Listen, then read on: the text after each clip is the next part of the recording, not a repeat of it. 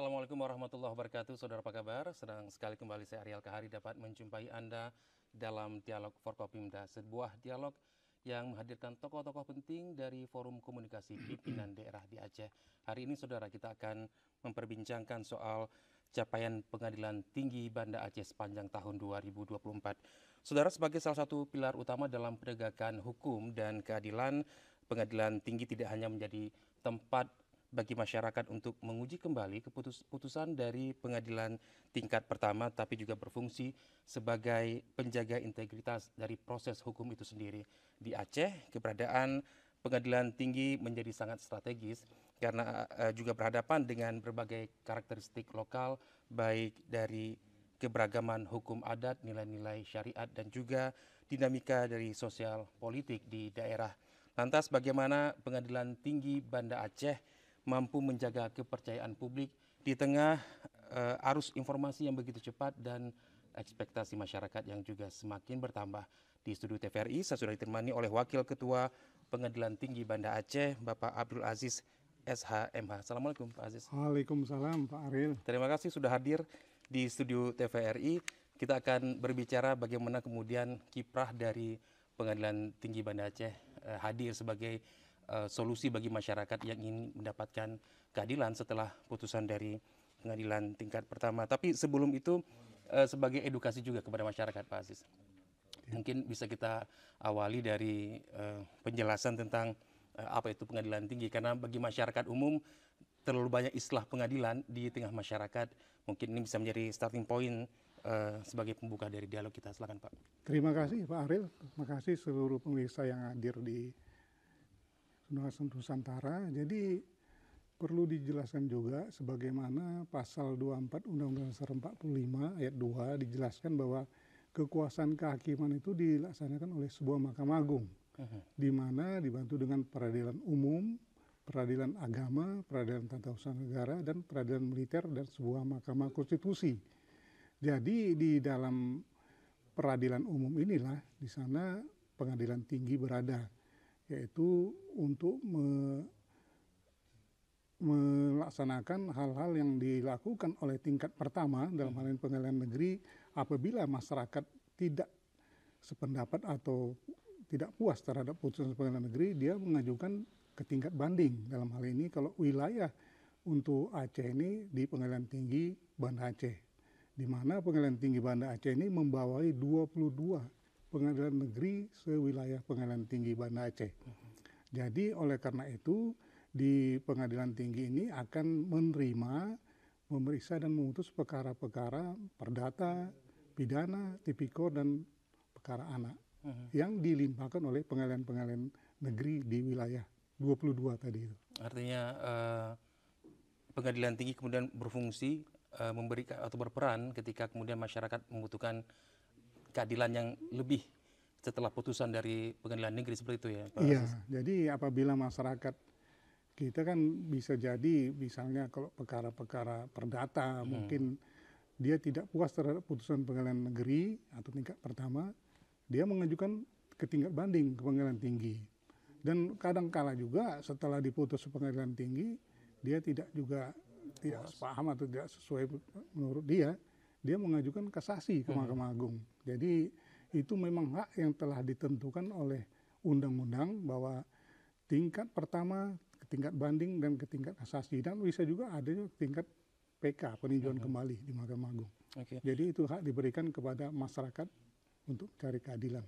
Artinya besar juga tanggung jawab Pengadilan Tinggi, karena mengingat ada 22 pengadilan negeri di Aceh yang kemudian bisa saja banyak putusan-putusan yang kemudian ditingkatkan ke Pengadilan Tinggi. Artinya mungkin bisa diceritakan juga sepanjang tahun misalnya, atau sepanjang bulan berapa kasus kemudian limpahan kasus yang diberikan dari pengadilan negeri? Jadi di Pengadilan Tinggi ini dari 22 pengadilan negeri sewilayah Pengadilan Tinggi Banda Aceh ini ada beberapa banyak kasus. Misalnya untuk perkara perdata 1 tahun ada lebih dari 100 perkara, kemudian perkara pidana sampai 500-an, kemudian perkara tindak pidana korupsi 48, dan perkara anak ada 6.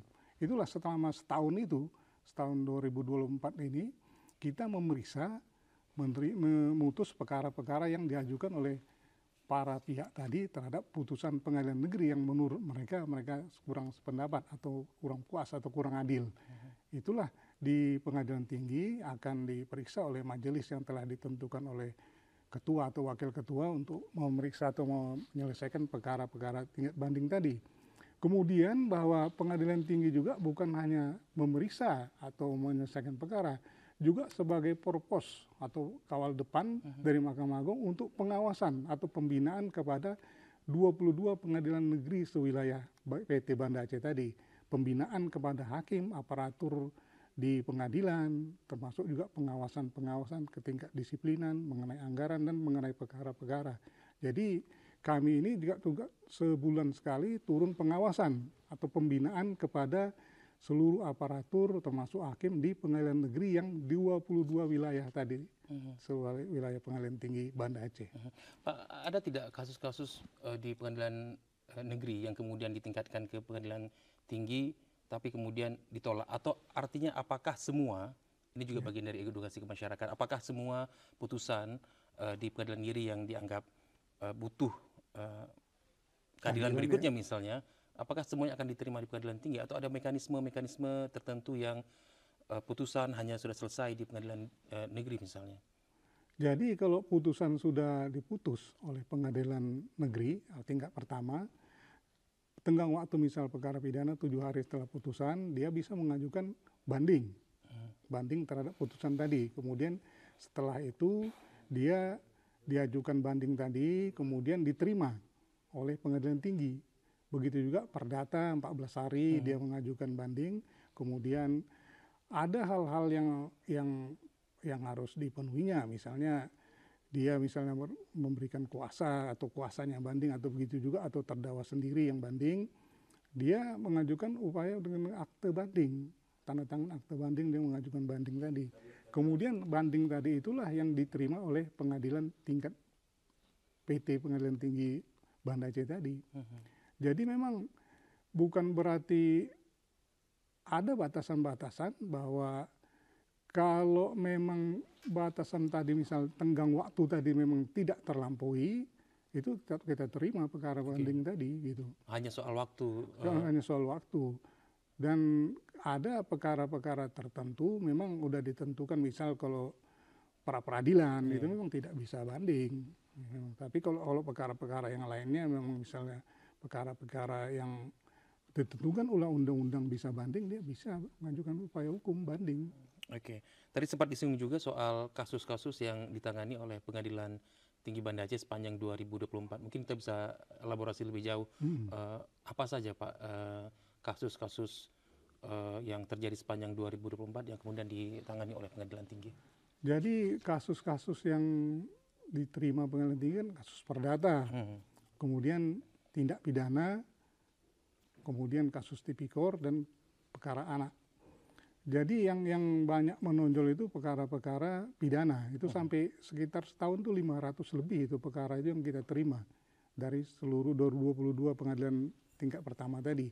Dan tipikor sekitar 48. Jadi dari tahun 2024 kemudian kita lihat juga tahun 2023 ini memang ada peningkatan. Peningkatan ada upaya hukum banding dari pihak-pihak pencari keadilan. Jadi saya pikir ini kan memang hal wajar karena kan istilahnya rasa kepuasan atau keadilan itu memang tidak bisa kita pungkiri. Ada memang di tingkat pertama misalnya ada perkara-perkara narkoba, misalnya narkoba itu dia dihukum misalnya hukuman mati gitu. Dia kan upaya hukum untuk banding. Bagaimana apakah mana tahu bisa turun atau begitu. Tapi kenyataan biasanya tetap juga dikuatkan oleh pengadilan tinggi. Tetapi ada kalanya juga perkara-perkara yang memang kenyataan memang dari barang bukti kita perhatikan ternyata memang dia bukan seorang pengedar, hanya seorang pemakai. Memang bisa jadi nanti di putusan pengadilan tinggi malah itu dikurangi menjadi memang dia seorang pemakai ya mungkin setahun 2 tahun gitu. Atau mendapatkan rehabilitasi. Rehabilitasi. Jadi memang seorang hakim itu dalam putusan itu dia harus melihat fakta juridis itu apakah memang kenyataan apa yang disimpulkan oleh peradilan tingkat pertama memang sesuai atau benarkah yang dipertimbangkan mereka tadi sehingga dijatuhi hukuman segitu. Dan di tingkat banding akan dilihat lagi fakta juridis tadi memang sesuai atau tidak gitu. Tapi kalau sesuai tetap dikuatkan, tapi kalau nggak sesuai bisa jadi ditambah atau bisa jadi dikurangi. Jadi cukup hukumannya. Gambling gitu ya Pak, artinya satu sisi kita ingin mendapatkan, bagi pelaku mungkin ingin mendapatkan keringanan, tapi bisa jadi kemudian putusannya jauh lebih berat ketika masuk di pengadilan tinggi. Pak, dari 500 kasus pidana, mungkin bisa di breakdown lagi Pak, kasus-kasus apa aja, pidana apa yang paling banyak mendominasi? Jadi kalau di wilayah pengadilan tinggi Aceh ini yang mendominasi hampir sekitar 60% itu perkara narkotika. Jadi ke Undang-Undang 35 2009 tentang narkotika itu hampir 60% ke atas itu memang di sana narkotika. Jadi setelah itu masalah kenakalan atau kejahatan atau penipuan mungkin itu. Yang paling maksimal itu narkotika paling banyak. Dari 500 kasus, kemudian 60% diantaranya adalah narkotika. Itu tren sejak tahun berapa Pak? Artinya apakah memang menunjukkan peningkatan untuk kasus narkoba misalnya? Jadi kalau kita perhatikan, kalau saya kan memperhatikan, kebetulan saya kan baru sini Mas.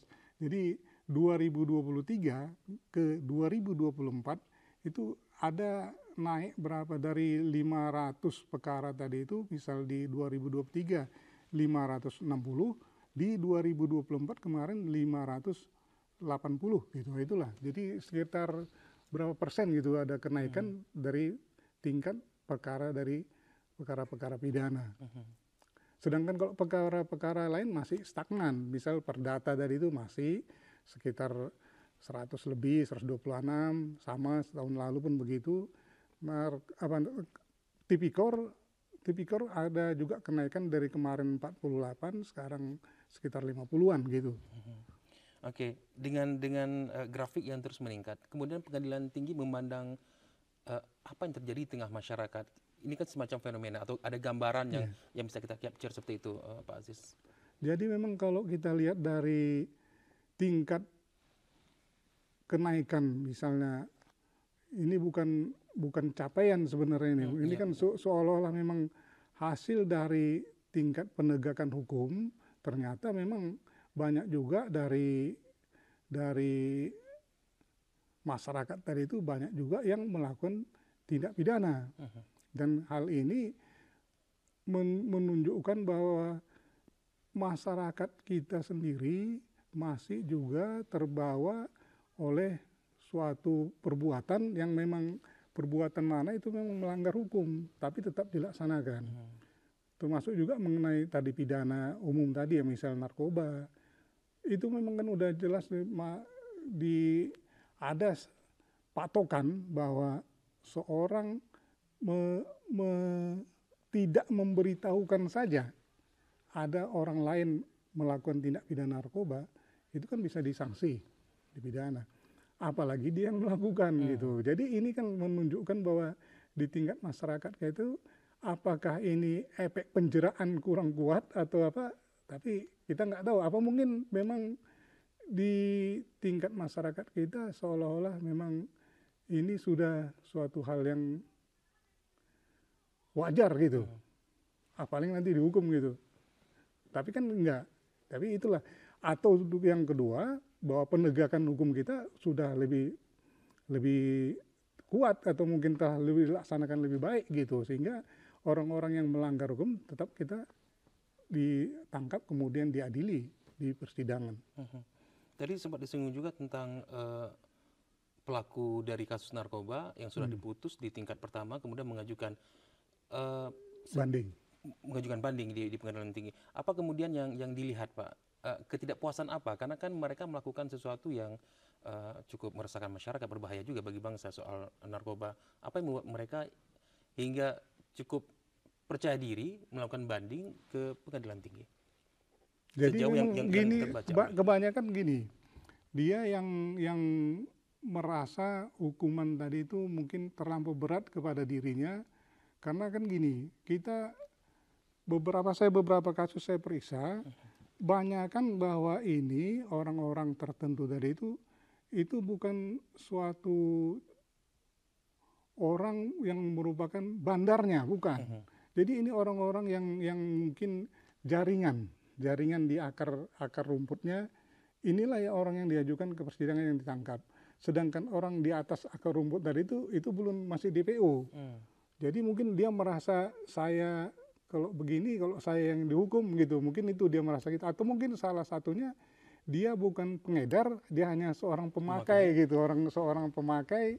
Kenapa dihukum seolah jadi pengedar gitu? Jadi kan rasa puasnya kan dia jadi tidak merasa puas dia, karena saya hanya seorang pemakai yang harusnya pasal 127, harusnya ancamannya dia 1 tahun gitu, kok maksud dihukum jadi 4 tahun gitu, jadi pengedar atau yang memiliki gitu.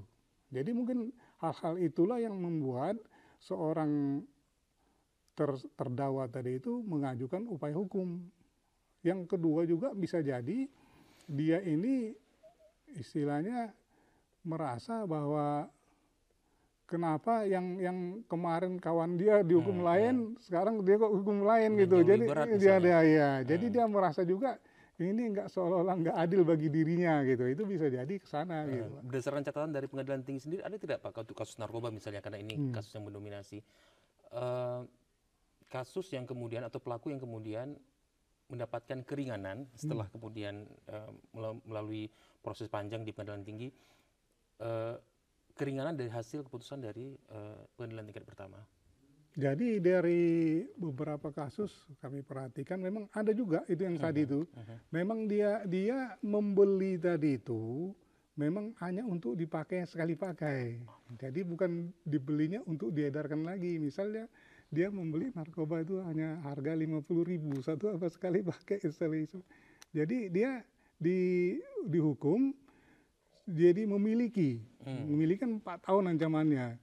Jadi oleh tingkat banding bahwa berdasarkan fakta persidangan, dilihat juga dalam barang buktinya tadi itu memang untuk sekali pakai, dia dianggap sebagai pengedar. Bukan pengedar, sebagai pemakai. Jadi dihukum sebagai pemakai, jadi dikurangi jadi 1 tahun gitu. Atau malahan ada juga yang direhabilitasi dia. Karena memang istilahnya kita ini bukan lembaga penghukum sebenarnya, kan lembaga mencari keadilan gitu. Oke, baik. Menarik kalau kita lihat kan sebenarnya beban yang dimiliki oleh teman-teman hakim misalnya di Pengadilan Tinggi ini cukup berat ya Pak ya. Artinya yang dihadapi tidak hanya kasus pelaku tapi juga soal pandangan masyarakat. Saya bisa membayangkan misalnya ada kasus narkoba diputus sekian tahun misalnya di Pengadilan Tingkat 1, kemudian mendapat pengurangan dari Pengadilan Tinggi, meskipun kemudian hakim di Pengadilan Tinggi punya banyak variabel yang digunakan. Bagaimana kemudian ini dihadapi oleh teman-teman hakim atau Pengadilan Tinggi sendiri soal cara pandang masyarakat yang awam soal hukum, Pak? Jadi memang seorang hakim itu harus pertama dia punya integritas. Itu memang Ketua Mahkamah Agung menekankan harus berintegritas dan profesional. Itu yang ditingkatkan. Karena memang apapun yang kita ini seorang hakim itu bisa memutus orang yang misalnya tidak terbukti menjadi terbukti, bisa. Tapi kan kita nggak bisa seorang jadi penghukum. Kita menilai dari kenyataan bukti-bukti persidangan, fakta persidangan. Jadi oleh karena itu memang tugas hakim itu memang berat, dan kemudian juga bahwa tidak semata-mata itu, maka kenapa ada ira-ira putusan pengadilan itu kan demi keadilan berdasarkan ketuhanan yang Maha Esa. Jadi dia tidak hanya nanti bertanggung jawab kepada masyarakat, kepada Tuhan. Jadi dia nggak bisa dia seolah-olah suka-suka dia gitu memutus gini, saya nggak suka sama nengok mukanya itu nggak apa, langsung dihukum berat gitu. Jadi nggak bisa like and dislike. Nggak bisa. Jadi memang dia harus benar-benar dan kemudian dari bukti-bukti tadi itu dia harus yakin. Jadi itulah.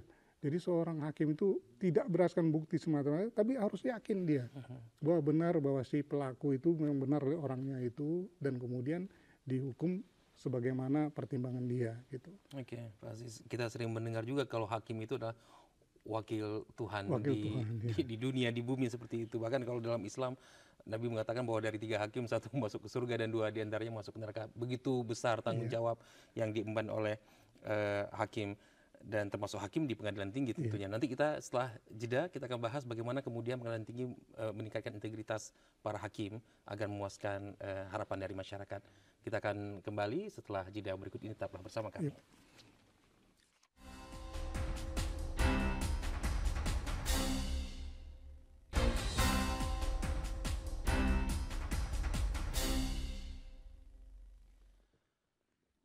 Masih bersama saya Ariel Kahari dalam Dialog Forkopimda, sebuah dialog yang menghadirkan tokoh-tokoh penting dalam forum pimpinan daerah di Aceh. Kita masih membahas tentang capaian Pengadilan Tinggi Banda Aceh sepanjang tahun 2024.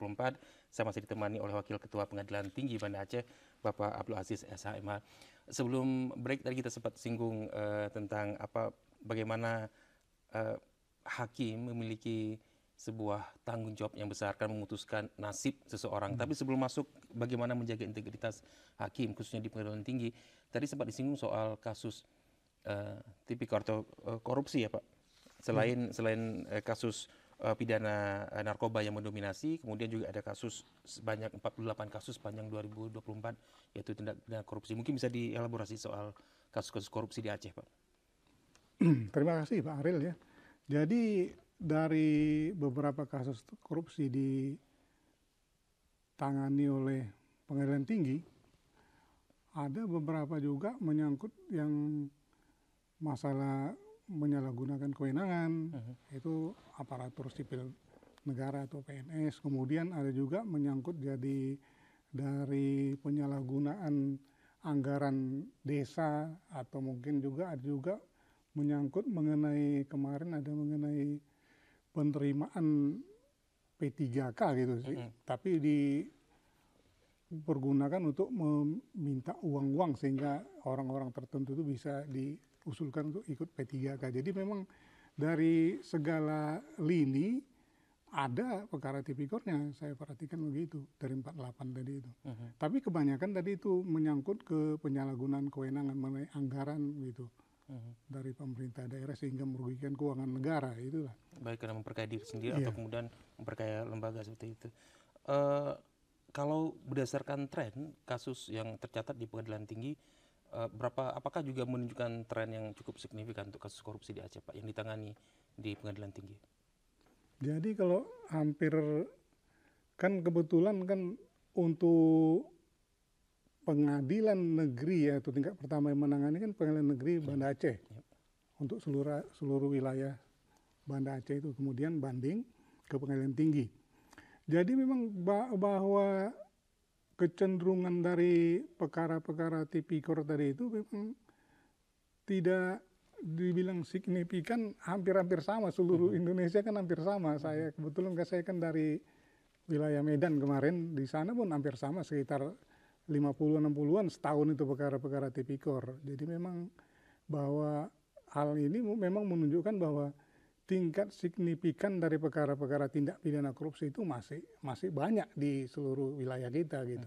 Tapi kalau di tingkat pengadilan pertama jumlah kasus yang ditangani untuk kasus korupsi banyak tidak? Artinya untuk menggambarkan bahwa jangan-jangan rasa adil sudah selesai di tingkat pertama sehingga tidak terlalu banyak di tingkat pengadilan tinggi. Jadi memang begini, memang ada juga perkara-perkara tipikor itu memang di pengadilan negeri dia selesai, nggak banding dia. Jadi dia sudah BHT berkekuatan hukum tetap, dia menerima. Begitu juga tingkat penuntut umumnya sudah menerima juga. Jadi itu kan nggak banding dia. Jadi memang dari 48 itu, saya nggak tahu di pengadilan negeri itu berapa yang sudah menerima perkara tadi. Bisa jadi mungkin di sana mungkin ada 60-an gitu yang sekitar 48 yang banding, yang selebihnya itu berarti mereka terima terhadap putusan dari pengadilan negeri Banda Aceh tadi. Begitu juga pihak dari penuntut umum terima juga, mereka mungkin sudah sesuai dengan apa yang dihukum oleh pengadilan negeri.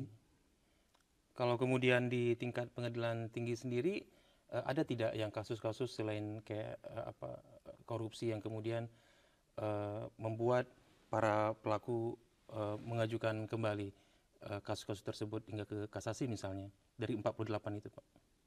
Kalau yang kemarin tuh ada beberapa juga yang kan gini, yang kasasi itu bisa jadi dari terdakwa. Terdakwa terima, misal penuntut umum tidak terima, dia kasasi gitu. Jadi memang ada dari 48 itu sekitar saya nggak perhatikan kali ya. Jadi tapi memang hampir rata, ada yang juga yang terima, ada juga yang nggak terima, sehingga dia mengajukan kasasi. Jadi memang dari tren ke tingkat kepuasan dari masyarakat terhadap putusan tipikor tadi itu kan dua belah pihak tadi ini, si terdakwanya kah atau dari pihak penuntut umum terhadap putusan yang dijatuhkan oleh pengadilan tinggi yang banding tadi itu. Tapi memang kalau memang kita perhatikan tren masyarakat tadi itu memang bahwa untuk upaya hukum kasasi tetap mereka laksanakan. Kalau memang mereka tidak sesuai rasa keadilan menurut beliau itu, mereka itu dia mengajukan kasasi, Pak. Oke. Kita kembali ke pengantar dari segmen kedua, Pak, tentang bagaimana hakim memiliki tanggung jawab yang besar.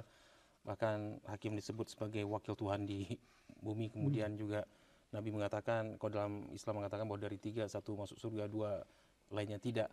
Ini kan artinya tanggung jawab yang dimiliki oleh para hakim juga sangat besar. Apa kemudian yang dilakukan oleh pengadilan tinggi sendiri, Pak, untuk meningkatkan integritas, kapasitas dari hakim-hakim yang ada di pengadilan tinggi? Terima kasih Pak Ariel ya. Jadi memang pengadilan tinggi sebagai purpose dari Mahkamah Agung di daerah, di mana pengadilan tinggi Banda Aceh kan membawai 22 pengadilan negeri di wilayah pengadilan tinggi Banda Aceh. Jadi selain kita menerima, memeriksa dan memutus perkara di pengadilan tinggi, kita juga mengadakan pengawasan dan pembinaan ke 22 pengadilan negeri sewilayah PT Banda Aceh tadi, termasuk kepada hakimnya, aparatur yang ada di pengadilan negeri tersebut.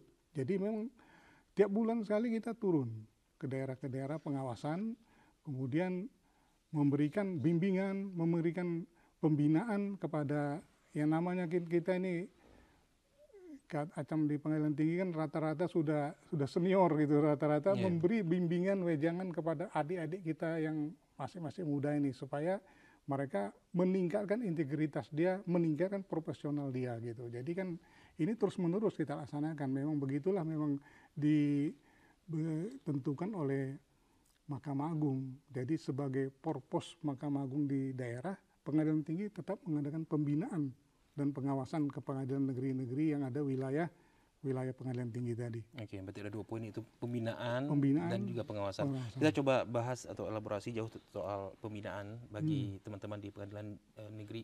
Apa pembinaan seperti apa sih, Pak, yang dibentuk pembinaan yang dilakukan oleh pengadilan tinggi kepada hakim atau teman-teman yang bertugas di pengadilan negeri? Jadi pembinaan itu bukan semata-mata hanya teknis perkara kan gitu. Teknis perkara tetap kita lakukan, tapi tidak semata-mata pembinaan teknis saja, teknis perkara gitu.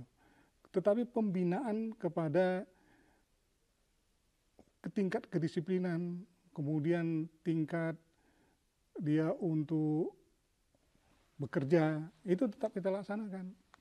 Jadi dari teknis kita laksanakan pembinaan, kemudian kedisiplinan, kemudian masalah pembinaan terhadap pengawasan kantor, anggaran apa semua itu untuk dilaksanakan. Jadi semua hal-hal tadi itu inilah yang membuat bahwa kita ini tidak bisa semata-mata bahwa memang kan seorang hakim itu kan bebas mandiri gitu dalam memutus suatu perkara, tapi tidak bebas mandiri, dia harus bertanggung jawab. Tadi itulah saya bilang dari bahwa ira-ira putusan itu demi keadilan bersama Tuhan Maha Esa. Jadi oleh karena itu kita sebagai senior di sini pengadilan tinggi, kita memberikan wejangan termasuk kepada teknis hukum kepada adik-adik kita di pengadilan negeri. Ya namanya kalau kita nggak diberikan wejangan-wejangan bisa jadi dia belum mengerti atau mengerti lupa gitu. Jadi kita diingatkan kembali, begitu juga pengawasan terhadap kedisiplinan, termasuk juga mengenai masalah kantor, masalah anggaran semuanya itu kita laksanakan tiap bulan gitu, dilaksanakan. Kalau bentuk pengawasan seperti apa, Pak? Misal pengawasan terhadap kasus-kasus yang sedang berlangsung di pengadilan negeri, meskipun apakah misalnya pengadilan tinggi bisa mengintervensi kasus-kasus tertentu misalnya? Jadi kalau misalnya masalah untuk pengawasan tadi itu, kita ini sebagai pimpinan di pengadilan tidak bisa mengintervensi kalau dia dalam memeriksa perkara gitu. Tapi hal-hal yang bisa kita berikan wejangan, misalnya ada surat atau pengaduan menyangkut perkara-perkara tertentu, misalnya ada pengaduan, kita bisa memberikan teguran atau panggilan kepada yang bersangkutan supaya ini ada pengaduan, supaya ini bagaimana kalau bisa begini gitu. Pernah itu terjadi, Pak? Ada beberapa kita bentuk tim, tapi ternyata pengaduan tadi itu memang setelah kita teliti dan kita klarifikasi, memang nggak maksudnya nggak beralasan gitu. Jadi hanya duga-dugaan gitu. Memang kan agak sulit kalau hanya duga-dugaan, kan agak sulit kita memberikan suatu ketentuan atau sanksi kepada yang bersangkutan kalau masih menduga-duga. Tapi kalau memang kenyataan memang benar ada hal yang diduga, yang dilaporkan tadi, ya kita tetap periksa. Kita bentuk tim itu biasanya, Pak. Apakah juga tim itu juga dibentuk misalnya untuk kemudian mengatasi masalah-masalah korupsi atau suap yang terjadi dalam proses peradilan, karena ini kan juga sering di-up oleh media juga seperti itu, Pak. Bagaimana itu? Jadi memang ada tim memeriksa nanti dari laporan tadi itu kita minta klarifikasi. Apa pertanggungjawaban dia dari laporan tadi itu. Kemudian kita bentuk tim nanti memeriksa si pelapor dan terlapor. Kalau dia punya saksi, kita tanya juga gitu, apakah benar ini terhadap keterangan dia begini, terhadap laporan dia begini, dan kemudian bagaimana terhadap si terlapor itu, apa klarifikasinya terhadap laporan itu. Nah itu, Pak. Menarik kalau kita mengingat peran atau tugas dari hakim yang di pengadilan tinggi yang sangat besar seperti itu, karena harus bisa memutuskan kembali, memuaskan rasa adil dari mereka yang mengajukan banding. Sebenarnya bagaimana proses seleksi, Pak, hakim-hakim yang kemudian ditempatkan di pengadilan tinggi? Kriteria apa yang digunakan untuk menempatkan? Karena saya kira ini juga bagian dari jenjang karir hakim seperti itu, Pak. Jadi seorang hakim tinggi tadi itu dia ada pangkat tertentu, Pak. Misalnya udah harus 4D, 4D itu memang harus sudah 4D baru bisa jadi hakim tinggi, dan kemudian pengalaman dia ada sekitar jadi hakim itu sekitar 20 atau 25 tahun itu sebagai hakim, atau memang dia sudah pernah jadi pimpinan di pengadilan negeri di tingkat pertama itu, Pak. Jadi biasa dia dari pengalaman-pengalaman tadi itu, itulah nanti akan menjadi persyaratan untuk jadi hakim tinggi. Kemudian nanti ada tes, Pak. Eksaminasi katanya. Eksaminasi kami dites, nanti kan dites oleh pengadilan tinggi, nanti pengadilan tinggi dibentuk tim juga untuk eksaminasi, mengetes, menguji apakah memang mampu dia untuk jadi hakim tinggi. Jadi memang tidak semua bisa jadi hakim tinggi. Jadi ada kompetensinya, ada. Jadi ada yang kemudian ikut tes, ada yang kemudian lanjut, ada yang lulus, ada yang tidak juga gitu, Pak ya? Ada juga yang nggak lulus, atau mungkin misalnya gini, kan ada juga orang-orang yang memang saya nggak usah lah jadi hakim tinggi, cukup di pengadilan negeri aja gitu. Dia pensiun di sana, dia yang selesai di sana purna bakti. Karena kan begini, kalau seorang hakim tinggi tadi itu dia terkadang untuk tingkat pertama kali jadi hakim tinggi biasa di daerah-daerah di luar sana, di daerah timur gitu. Jadi mungkin daripada jauh-jauh ke sana kan bagus udah hakim negeri aja, pengadilan negeri aja gitu, tingkat pertama aja gitu. Kemudian kan gini, Pak, bahwa batas usia kami kan kalau di pengadilan tingkat pertama kan 65.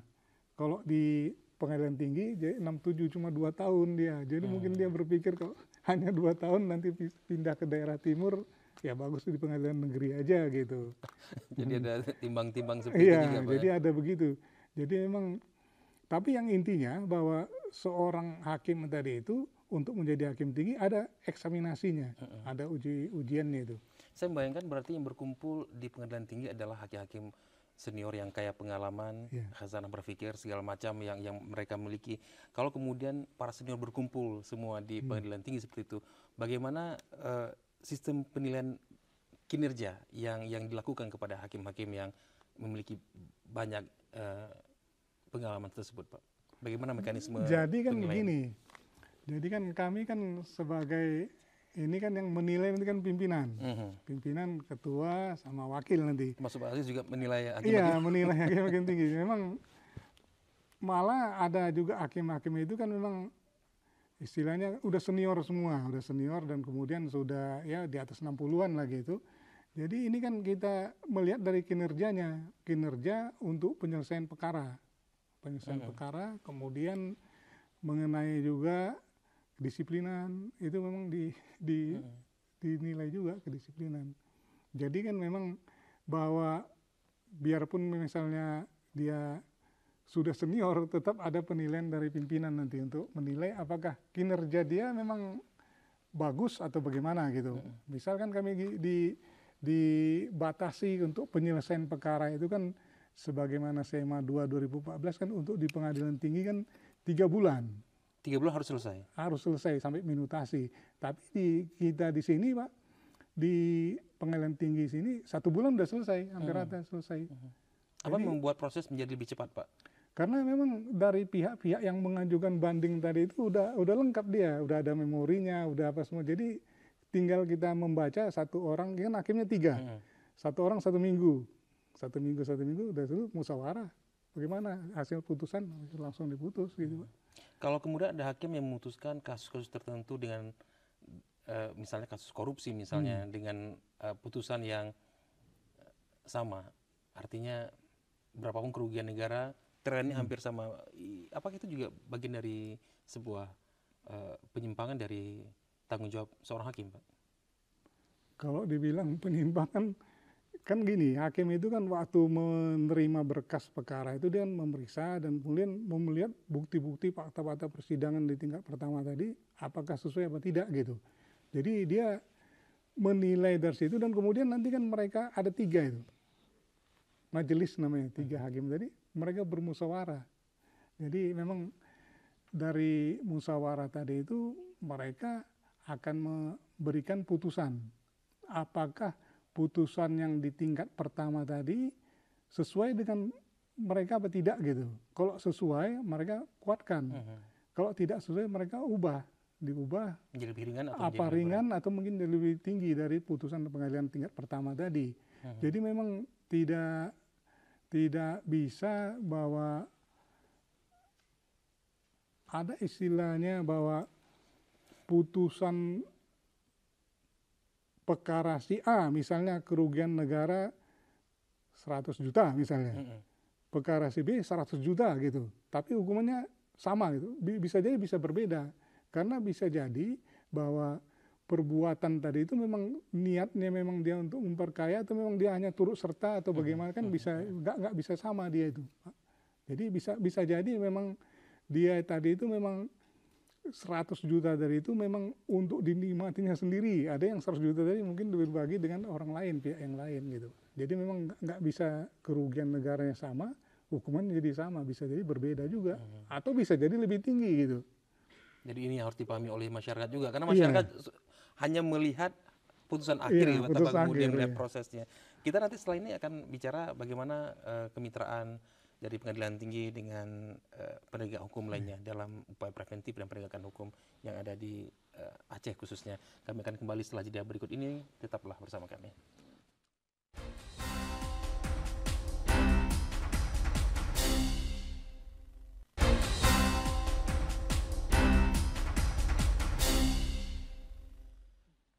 Ya, terima kasih sudah Anda masih bersama kami dalam Dialog Forkopimda, sebuah dialog yang menghadirkan tokoh-tokoh penting dari Forum Komunikasi Pimpinan Daerah di Aceh. Masih bersama saya Ariel Kahari, temani oleh Wakil Ketua Pengadilan Tinggi Banda Aceh, Bapak Abdul Aziz.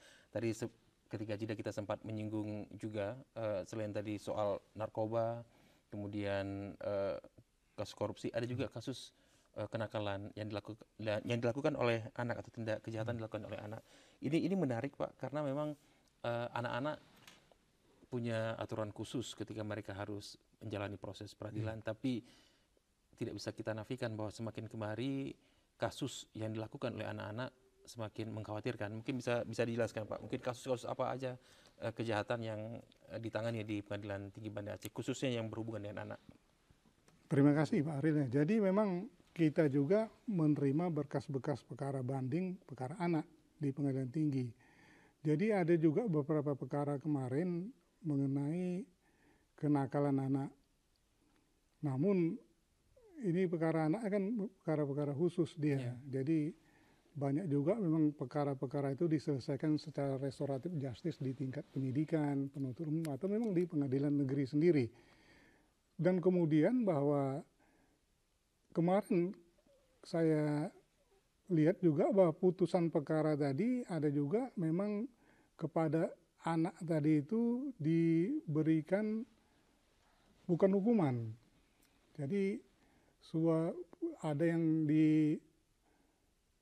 dikembalikan ke orang tua. Memang kalau perkara-perkara tertentu, misal mengenai kalau perkara-perkara dia hanya mengambil barang-barang yang di atas nggak sampai 200.000 atau itu memang bisa direstoratif justice oleh penyidik gitu.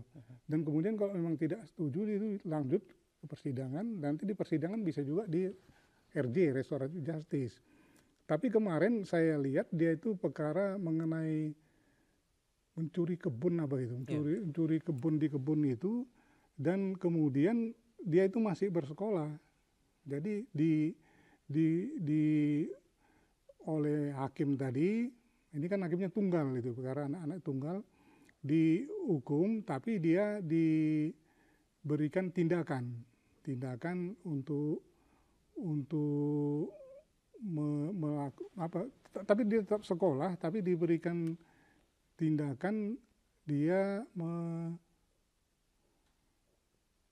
apa istilahnya, lupa saya istilahnya itu.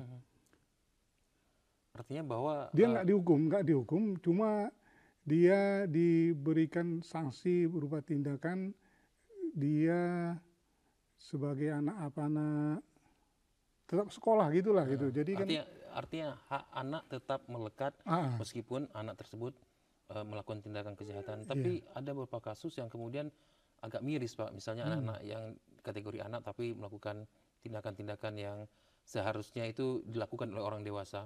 Bagaimana kemudian keadilan itu bisa ditegakkan untuk kasus-kasus seperti itu Pak?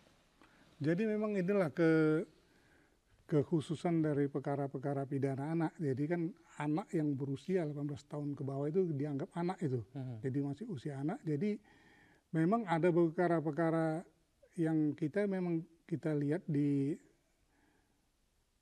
tempat-tempat, mungkin wilayah Aceh belum ada saya perhatikan, tapi ada di daerah kemarin di daerah Sumatera Utara, memang usia dia masih 17, tapi telah melakukan perbuatan pembunuhan. Pembunuhan. Jadi memang, tapi oleh karena usia anak, maka itu disidangkan secara perkara anak, khusus anak. Dan kemudian ancaman pidana nanti kalau dijatuhkan kepada yang bersangkutan tadi, itu setengah dari hukuman pidana pokok orang dewasa. Tapi bisa mendapatkan kurungan badan? Bisa. Tapi tidak semaksimal hukuman yang perkara misal 338 pidana pembunuhan, dia separuh dari hukuman itu ancamannya. Dan kemudian kalau misalnya nanti kalau di Undang-Undang 1/2023 sekarang untuk KUHP baru, nanti misalnya perkara-perkara anak tadi itu kita bukan melakukan tindakan penghukuman retributif, tapi pemulihan. Jadi karena berharap bahwa anak bisa berubah, dibina kembali dia supaya berubah dan kemudian supaya dia ini bisa kembali ke masyarakat dan berbuat untuk lebih baik lagi. Jadi memang bahwa kita untuk mencegah penghukuman, tapi kita memberikan efek pemulihan dan pembinaan kepada terdakwa tadi itu. Ada tidak pelaku anak kemudian setelah dihukum mendapatkan kurungan badan atau mendapatkan mungkin hukuman-hukuman yang tetap diberikan hak anak lah seperti itu, tapi dia mengulang kembali apa yang kejahatan yang serupa atau yang berbeda.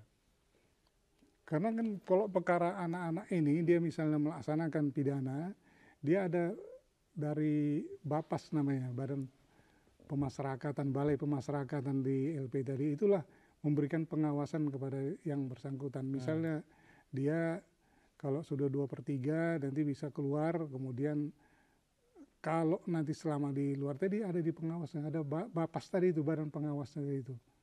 Mereka akan meneliti, membina yang bersangkutan, sehingga nanti apakah memang ini melakukan perbuatan pidana lagi atau tidak, nanti pihak dari pembinaan tadi ini yang akan menilai yang bersangkutan gitu. Jadi memang mereka mempunyai, ada istilahnya balai pemasyarakatan, itulah pihak yang memberikan pengawasan, atau seolah-olah memang si anak tadi waktu di luar pun dia tetap diawasi sama si Bapas tadi itu. Pak Aziz, kalau kita lihat, kalau menerjemahkan rasa adil itu kan sebenarnya tidak hanya hak dari pelaku saja. Artinya pelaku ketika merasa tidak mendapatkan kepuasan dari putusan, kemudian dia bisa banding. Tapi kan bagi korban juga dibutuhkan rasa keadilan. Bagaimana putusan-putusan hakim itu dapat memuaskan rasa adil bagi para korban, Pak? Jadi kalau perkara-perkara tertentu, jadi memang kalau misalnya perkara-perkara, kalau kita bilang misalnya kan kalau sudah pembunuhan misalnya gitu, kan istilahnya kan memang istilahnya ini kan keji gitu, keji rasanya. Kalau misalnya apalagi pembunuhan yang berencana tadi sehingga orang meninggal dunia, itu kan rasanya rasa, apakah menurut kita misal dihukum 20 tahun lah misal si terdakwa tadi itu, ini kan nggak adil menurut kita misalnya sebagai pihak dari korban tadi, atau mungkin misalnya di hukuman mati lah itu si terdakwa tadi, kan istilahnya kan rasanya ini, apalagi dia udah dihukum mati dia banding gitu atau kasasi gitu kan, nggak puas dia gitu. Ini kan rasa si korban tadi ini memang ini udah, dia ini keji maksudnya, tapi dia tidak memikirkan korban gitu. Memang kan gini, bahwa di perkara-perkara tertentu, misalnya kalau korban tadi, misal ada yang perkara-perkara kekerasan seksual atau mungkin perdagangan orang manusia itu ada restitusi namanya. Jadi pihak korban atau keluarga korban itu bisa minta ganti kerugian kepada terdakwa atau negara untuk memberikan rehabilitasi dia atau rasa pemulihan dia, dihargai dengan nilai denda berapa rupiah gitu. Nah, ada itu perkara-perkara tertentu untuk, jadi memang di sana negara hadir bahwa rasa keadilan korban tadi kita perhatikan di sana. Artinya menjadi lebih rumit gitu ya tanggung jawab dari seorang hakim, karena tidak hanya menunjukkan rasa adil bagi para pelaku, tapi juga bagaimana memenuhi rasa adil bagi para korban. Saya membayangkan kalau kemudian ada sebuah peristiwa kejahatan yang dilakukan oleh anak, tapi batas usianya antara anak remaja menuju ke dewasa, tapi tidak bisa diputuskan yang sesuai dengan diharapkan oleh para korban. Sering tidak Pak menghadapi kasus-kasus yang dilematis seperti ini? Kalau perkara-perkara dilematis banyak itu Pak Ariel. Jadi memang gini, itulah memang tugas seorang hakim tadi itu. Memang kalau istilahnya kita bukan masalah, ini kan masalah adil ya, adil. Memang masalah adil belum tentu kita menurut kita sudah adil, tapi menurut orang lain kan belum tentu itu adil gitu. Tapi kalau saya pribadi, misalnya saya hakim, sepanjang saya sudah melihat kenyataan bukti-bukti dan fakta persidangan dan yakin saya bahwa benar itu udah yakin dan kemudian adil, itu saya putus begitu, adil. Meskipun itu kemudian berbeda dengan harapan masyarakat. Harapan masyarakat, karena memang tidak bisa kita melihat dari harapan masyarakat tadi, bisa jadi mungkin mereka hanya melihat tidak Dari seutuhnya, dari ya, kulit tidak luarnya saja. seutuhnya gitu. Padahal kita yang memeriksa dan melihat bukti-buktinya dan kita melihat bahwa fakta ini memang tidak sebagaimana apa kenyataan yang di masyarakat tadi gitu. Jadi kan kita sendirilah yang menurut keyakinan kita bahwa berdasar bukti-bukti itu benar, kita putus begitu. Gitu. Bagaimana kalau dengan kasus-kasus yang viral, Pak? Ini kan sangat dilematis. Artinya ada dorongan dari masyarakat, dari media sosial, kemudian sorotan dan spotlight-nya jauh lebih besar dibandingkan kasus-kasus yang tidak viral. Bagaimana kemudian independensi dari hakim itu tetap berdiri tegak di atas hukum yang ada?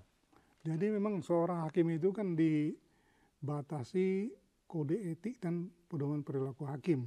Di sana jelas bahwa seorang hakim itu harus berintegritas dan profesional.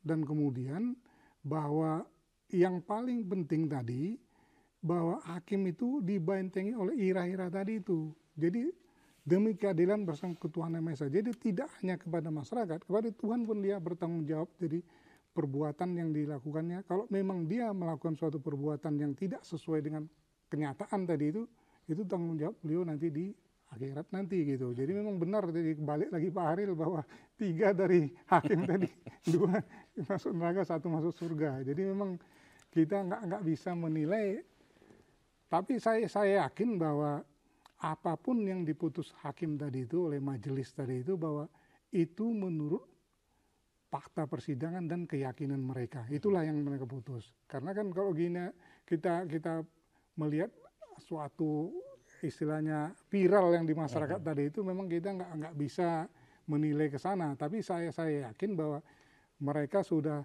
sesuai dengan fakta persidangan dan keyakinan mereka, itulah yang mereka putus.